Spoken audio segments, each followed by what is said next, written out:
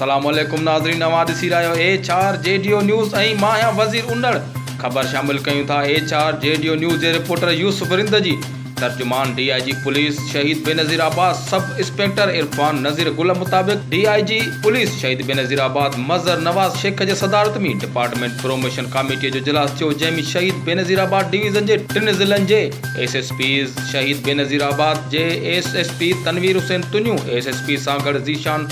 शफ़ीक सिद्दीकी ऐं SSP Naushahro Firoz doctor Mohammad Farooq शिरकत कई। जंहिंमें सेनाटीअ जे बुनियाद ते 11 ASI खे सब इंस्पेक्टर जे उहिदनि ते तरक़ी ॾिनी वई, जिन मां 7 ज़िले शहीद बेनज़ीराबाद, जिन मां मोहम्मद मूसा बिरोई, इंतज़ार हुसैन राजपूत, मीर मोहम्मद टांवरी, मोहम्मद मुनीर आरई, मंज़ूर हुसैन सोलंकी, मोहम्मद अरशद राजपूत, खादम हुसैन चन्नड़ ऐं ज़िले सांगड़ जे मोहम्मद तुफ़ैल जट ऐं शौकत अली राजपूत, जॾहिं त ज़िले नौशर फिरोज़ मां मोहम्मद इब्राहिम मरी, मोहम्मद मूसा कलोड़ो, जिन खे सब इंस्पेक्टर ते तरक़ी ॾिनी वई।